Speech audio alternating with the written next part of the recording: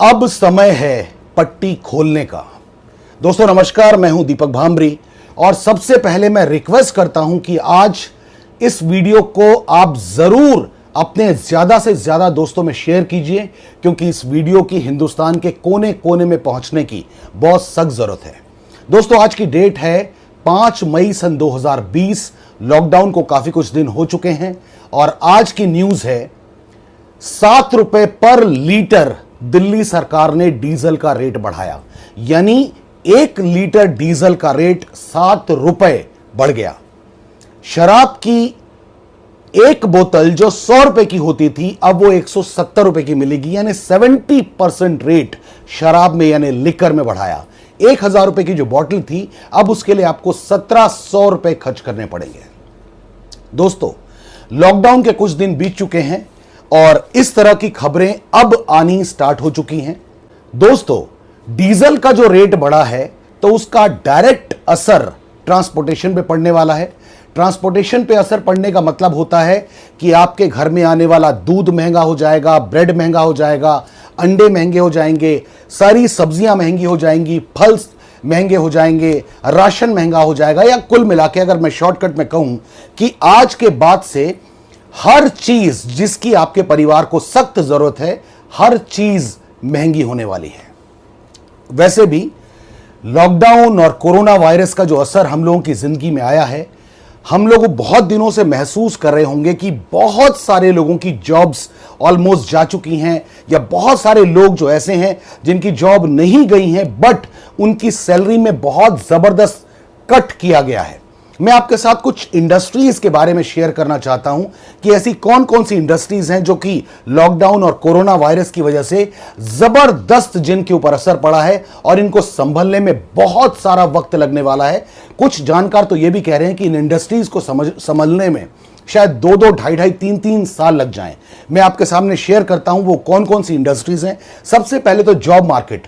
आप ये महसूस कर रहे हैं कि जॉब मार्केट यानी अब जॉब्स नहीं है, ना तो सरकारी जॉब्स हैं ना प्राइवेट जॉब्स हैं, और अगर जॉब है भी तो इतना जबरदस्त कंपटीशन है। जहां पर एक नॉर्मल इंसान 10 लोग जहां पर जॉब करते थे अब वहां पर छटनी हो चुकी है और 5 या 6 लोग उन 10 लोगों का काम करेंगे, यानी आपके ऊपर प्रेशर जबरदस्त तरीके से बन जाएगा। मैं डरा नहीं रहा हूं, मैं आपकी आंखें खोलना चाहता हूं। आपकी आंखों में जो पट्टियां बंधी हुई हैं मैं उसको खोलने की कोशिश कर रहा हूं। इसके अलावा रियल एस्टेट इंडस्ट्री में अगर आप काम करते थे या आपके दोस्त काम करते हैं तो ये इंडस्ट्री अब ऑलमोस्ट तबाह हो चुकी है। 3 साल तक रियल एस्टेट में कोई ग्रोथ होने वाली नहीं है। और हां, एक और इंडस्ट्री जिसको टूरिज्म इंडस्ट्री कहा जाता है, अगले 2-3 सालों तक इस इंडस्ट्री में कोई ग्रोथ नजर आने वाली नहीं है। इस इंडस्ट्री से जुड़े हुए लोग बहुत परेशानी में आने वाले हैं। इसके साथ ही जुड़ी हुई है एक और इंडस्ट्री जिसको हम कहते हैं ट्रैवल इंडस्ट्री। अगर टूरिज्म नहीं है तो ट्रैवलिंग, यानी इतने सारे लोगों ने जो टैक्सीज बनाई हुई हैं, लोग एयरपोर्ट तक आते थे, लोग एयरपोर्ट से होटल्स तक जाते थे, इन सब के पास काम बिल्कुल खत्म हो जाएगा। रेस्टोरेंट, सारे के सारे रेस्टोरेंट ऑलमोस्ट खाली रहने वाले हैं। कोई वहां पर जाकर, क्योंकि सोशल डिस्टेंसिंग करनी है लोगों को कई महीनों तक, कई सालों तक, तो रेस्टोरेंट में लोग खाना खाने के लिए जाने वाले नहीं हैं। एयरलाइंस के बारे में अगर मैं आपसे बात करूं, एयरलाइंस का भट्टा बैठ चुका है। और हां, मैं आपको बता दूं, अगर एयरलाइन स्टार्ट भी होने वाली हो जाएंगी तो एयरलाइंस को भी सोशल डिस्टेंसिंग मेंटेन करनी पड़ेगी। यानी एक एरोप्लेन में अगर 300 लोग जा सकते थे तो उस एरोप्लेन में सिर्फ 100 लोग ट्रेवल करेंगे, और अगर 100 लोग ट्रेवल करेंगे तो आप अंदाजा लगा सकते हैं कि टिकट्स कितनी महंगी होने वाली हैं। इसके अलावा कंस्ट्रक्शन का बिजनेस ऑलमोस्ट खत्म होने वाला है। इसके अलावा ऑटोमोबाइल इंडस्ट्री ऑलमोस्ट खत्म होने वाली है। अप्रैल के महीने में जितनी भी कार कंपनीज थी, एक भी कंपनी की कार नहीं बिकी है, यह आपको बहुत अच्छे से पता होगा। इसके साथ ही एक और इंडस्ट्री जो इससे कनेक्टेड है, इवेंट मैनेजमेंट जिसको हम कहते हैं। अब लोग इवेंट करने से घबराने लगेंगे, इवेंट करना लोगों ने बंद कर दिया है। अभी आप देख रहे हैं शादियों में भी शायद 30, 40, 50 लोग जा रहे हैं, तो आगे चल के भी ये सिलसिला कंटिन्यू होगा। तो इवेंट मैनेजमेंट वाले जो लोग काम कर रहे हैं उनके ऊपर भी बड़ी मुश्किल आने वाली है। इसके अलावा सिनेमा इंडस्ट्री, और बहुत इंपॉर्टेंट बात आप लोगों के साथ करने वाला हूं कि सिनेमा इंडस्ट्री में जितने लोग काम करते हैं 100 में से 90% लोग दिहाड़ी के ऊपर काम करते हैं। कोई शूटिंग्स नहीं होंगी बहुत समय तक, क्योंकि सोशल डिस्टेंसिंग मेंटेन करनी है, कोई गैदरिंग नहीं होगी और लोग सिनेमा देखने भी नहीं जाएंगे। नेटफ्लिक्स और जो पायरेटेड मूवीज आ जाती हैं टीवी में, वही लोग अपने अपने टीवीज में लगा के देख रहे होंगे। तो सिनेमा इंडस्ट्री का बेड़ा गर्क होने वाला है। रिटेल इंडस्ट्री, अब किसी का कोई शौक नहीं है कि कोई ज्वेलरी खरीदने जा रहा होगा या कोई बढ़िया बढ़िया शर्ट्स खरीदने जा रहा होगा, बढ़िया शूज खरीदने जा रहा होगा। ये रिटेल इंडस्ट्री ऑलमोस्ट अब बहुत समय तक बहुत मंदे की दौर देखने वाली है। इसके अलावा स्मॉल वर्कशॉप्स, जो छोटी छोटी वर्कशॉप्स हैं, क्योंकि मजदूर जा चुके हैं, मजदूर अपने अपने घरों में जा चुके हैं, तो स्मॉल वर्कशॉप्स का भी बहुत बुरा हाल होने वाला है, जिसका असर बड़ी फैक्ट्रीज और बड़ी कंपनियों के ऊपर बहुत बुरे तरीके से पड़ेगा। दोस्तों, आप ये सोच रहे होंगे कि ये बातें मैं आपको डराने के लिए बता रहा हूं।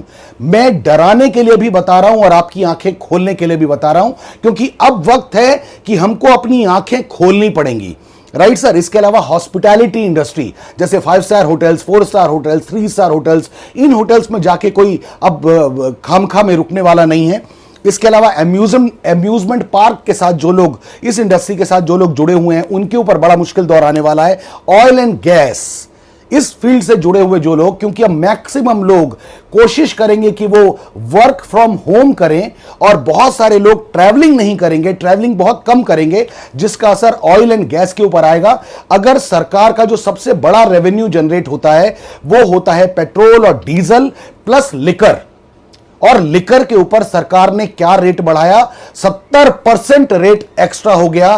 पेट्रोल डीजल के ऊपर 7 रुपए पर लीटर रेट बढ़ाना क्यों पड़ा सरकार को? क्योंकि अब सरकार को भी पता है कि बहुत सारे लोग कई कई महीनों तक वर्क फ्रॉम होम करेंगे।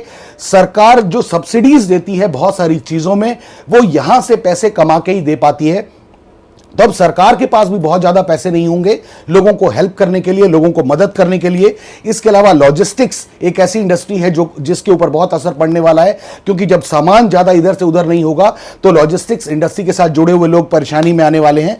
लग्जरी प्रोडक्ट, अब कोई ऐसा नहीं होगा कि वो हर 2 साल में अपने पर्दे बदलने जा रहा है, या अपने घर को रेनोवेट करने जा रहा है, या अपने सोफे बदलने जा रहा है, या अपने सोफा कवर्स बदलने जा रहा है, या शो पीसेस बदलने जा रहा है, घर में टंगी हुई लाइटों को बदलने जा रहा है, या वॉचेस बदलने जा रहा है। इस तरह का काम बिल्कुल नहीं होगा। यानी लग्जरी आइटम जितनी भी हैं उनके ऊपर बहुत बुरा असर पड़ने वाला है। लोकल ट्रांसपोर्ट या जैसे ओला उबर है, लोग इससे भी अवॉइड करेंगे, क्योंकि लोगों को डर होगा, क्या पता मुझसे पहले कौन बैठा था, क्या पता वहां पे प्रॉपर सैनिटाइजेशन हुआ है या नहीं हुआ है। तो इस इंडस्ट्री को भी बहुत असर पड़ने वाला है। उसके अलावा लाइव स्पोर्ट्स जैसे आईपीएल तो कैंसिल ही हो गया, लेकिन आईपीएल अगर कैंसिल हुआ तो आप ये मत सोचिए कि सिर्फ आईपीएल में प्लेयर जो थे उन्हें पैसे नहीं मिल रहे, उनका नुकसान हुआ। जी नहीं, स्टेडियम के साथ जुड़े हुए लोग, स्पोर्ट्स अथॉरिटी के साथ जुड़े हुए लोग, टीवी जहां पर उसका ब्रॉडकास्टिंग होना था उसके साथ जुड़े हुए लोग, यानी हर तरह की इंडस्ट्री के लोग, उसके साथ जो लाइव स्पोर्ट्स के साथ जो जुड़े हुए हैं, उनकी जिंदगी में बहुत असर पड़ने वाला है। इसके अलावा मैन्युफैक्चरिंग यूनिट्स के ऊपर बहुत सारा असर पड़ने वाला है, क्योंकि डिमांड कम हो रही है। अब लोग अपने सर्वाइवल के लिए पैसे बचाने के मूड में हैं, तो डिमांड कम हो रही है, तो मैन्युफैक्चरिंग यानी सेल्स घटेंगी, तो मैन्युफैक्चरिंग भी उतनी ज्यादा नहीं होगी। दोस्तों, ये कुछ इंडस्ट्रीज हैं जिसके बारे में मैंने आपसे बात की, लेकिन ये बात करना मेरा मकसद नहीं है सर। मेरा मकसद यह बताना है कि जो होना था वो हो चुका। जो कोरोना वायरस का इंपैक्ट आपकी जिंदगी में पड़ना था वो पड़ चुका। जो लॉकडाउन का इंपैक्ट आपकी जिंदगी में पड़ना था वो पड़ चुका। जो फाइनेंशियल इंपैक्ट हम सबकी जिंदगी में पड़ना था वो पड़ चुका। अब आगे क्या? और अब मैं वो बात करने वाला हूं जिस बात को करने के लिए मैंने ये वीडियो बनाना चाहा। अब मैं आपसे बात करने वाला हूं कि अब समय है आंखों से पट्टियां खोलने का। दोस्तों, यहां पर 2 बातें हैं। पहली बात कि या तो आप इस सदमे में आ जाइए कि इतना सब कुछ हो गया, इतना सब कुछ डाउनफॉल हो गया, अब मुझे क्या करना है, मैं तो कुछ कर नहीं पाऊंगा। या तो इस सदमे को अपने दिल में बिठा लीजिए और धीरे धीरे घुट घुट के अपने आप को इस गर्त में मिलाते जाइए। या अब वक्त है अपनी आंखों में बंधी हुई पट्टी को खोलने का और अपने लिए नए सोर्स ऑफ इनकम तलाश करने का। दोस्तों, किसी ने कहा है कि ऐसे वक्त में, बुरे वक्त में वही इंसान सरवाइव कर पाएगा, वही इंसान ग्रो कर पाएगा जो इंस्टेंट डिसीजन लेगा और जो इंस्टेंट एक्शन लेगा। मैं रिपीट कर रहा हूं अपनी बात को, वही इंसान सरवाइव कर पाएगा जो इंस्टेंट डिसीजन लेगा और इंस्टेंट एक्शन लेगा।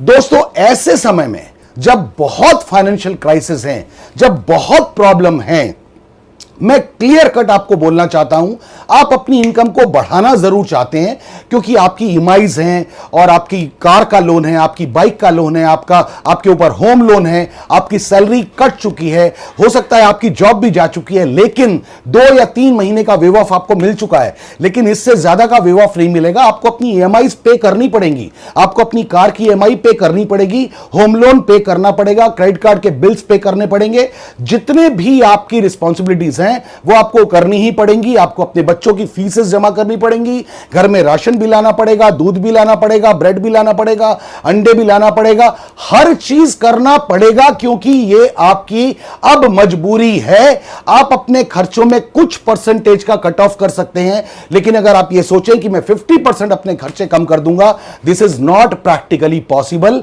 कोई बैंक आपकी ईएमआई को खत्म करने वाला नहीं है। तो यह वक्त है कि आपको अब अपनी इनकम को बढ़ाना ही पड़ेगा। अब वक्त है कि आपको अपनी आंखों के ऊपर बंधी हुई पट्टी को हटाना ही पड़ेगा और अब आपको समझना चाहिए, मेरा ये सजेशन है कि अब आपको समझना चाहिए एक ऐसी इंडस्ट्री को जो ऑलमोस्ट जीरो इन्वेस्टमेंट से शुरू हो जाती है। अब आपको समझना चाहिए एक ऐसी इंडस्ट्री को जिसमें आपकी ग्रोथ की संभावनाएं बहुत ज्यादा हैं। और यह तो मैं यहां तक मैं कहना चाहता हूं, जिस इंडस्ट्री की मैं बात कर रहा हूं उस इंडस्ट्री को कहते हैं डायरेक्ट सेलिंग या नेटवर्क मार्केटिंग या मल्टी लेवल मार्केटिंग या रेफरल मार्केटिंग। इस इंडस्ट्री की सबसे बड़ी खासियत कि यहां पे कोई कैपिटल इन्वेस्टमेंट आपका नहीं है। अगर मैं आपको यह कहूं कि शराब की एक बोतल की कीमत पर, यानी सिर्फ जितने पैसों में शराब की एक बोतल आप खरीदते हैं उतने पैसों में जिंदगी भर के लिए, आपके परिवार के लिए, आपके परिवार की जिंदगी को बढ़िया करने के लिए डायरेक्ट सेलिंग या नेटवर्क मार्केटिंग की बिजनेस अपॉर्चुनिटी या नेटवर्क मार्केटिंग का बिजनेस मॉडल आपके पूरे परिवार का हिस्सा बन सकता है। दोस्तों, ये वक्त है जब डायरेक्ट सेलिंग या नेटवर्क मार्केटिंग को आपको अच्छे से समझना चाहिए। भारत सरकार इस इंडस्ट्री को बहुत जबरदस्त तरीके से प्रमोट कर रही है। इस इंडस्ट्री ने पिछले कई सालों में जबरदस्त ग्रोथ की है, पूरी दुनिया में ही नहीं, हिंदुस्तान में भी। और दिल्ली यूनिवर्सिटी में डायरेक्ट सेलिंग या नेटवर्क मार्केटिंग को सिलेबस में शामिल किया गया है, यानी दिल्ली यूनिवर्सिटी के स्टूडेंट्स को डायरेक्ट सेलिंग के बारे में अब पढ़ाया जा रहा है। बहुत सारे स्कूल, बहुत सारे कॉलेज ऐसे हैं जहां पर नेटवर्क मार्केटिंग या डायरेक्ट सेलिंग को एज ए कोर्स अब पढ़ाने की शुरुआत हो चुकी है। इसलिए अगर आपको इस वक्त सबसे बेहतरीन कोई अपॉर्चुनिटी चाहिए जो आपकी परिवार की जिंदगी को बहुत बढ़िया कर सकता है, तो मेरा एक ही सजेशन है कि आपको डायरेक्ट सेलिंग या नेटवर्क मार्केटिंग में अपने आप को जरूर डालना चाहिए, नेटवर्क मार्केटिंग को जरूर समझना चाहिए। और मैं रिपीट कर रहा हूं, मैंने पहले भी कहा, जितने पैसों में आप शराब की एक बोतल खरीदते हैं उतने पैसों में जिंदगी भर के लिए नेटवर्क मार्केटिंग का यह बिजनेस आपके परिवार का हिस्सा बन सकता है। दोस्तों, अब सच में वक्त है आंखों में बंधी हुई पट्टी को खोलने का और इस इंडस्ट्री को समझने का, बहुत अच्छे से समझने का, क्योंकि फिर मैं कहूंगा मातम मनाने से ग्रोथ नहीं होगी। इंस्टेंट डिसीजन और इंस्टेंट एक्शन लेने की जरूरत है जिससे आपके परिवार को एक फाइनेंशियल सपोर्ट बहुत अच्छे तरीके से मिल पाए। दोस्तों, मैं आपसे एक बार रिक्वेस्ट करता हूं, अगर मेरी बात पसंद आई हो तो इस वीडियो को अपने हर दोस्त के साथ शेयर कीजिए। इस वीडियो को ज्यादा से ज्यादा लोगों तक पहुंचाइए ताकि हिंदुस्तान को एक अच्छी अपॉर्चुनिटी मिल सके, हिंदुस्तान के सारे लोगों को मुश्किल वक्त में एक सपोर्टिव हैंड मिल सके। जैसे कार में एक स्टेपनी होती है ना सर, वैसे ही मैं कहना चाहूंगा नेटवर्क मार्केटिंग को एक स्टेपनी की तरह अपनी जिंदगी में यूज कीजिए और बहुत जल्दी ये स्टेपनी आपका मेन टायर बनने की ताकत रखती है। दोस्तों आज अपनी बात यहीं समाप्त करना चाहता हूं। Wish you all the best, God bless you, thank you very much, जय हिंद।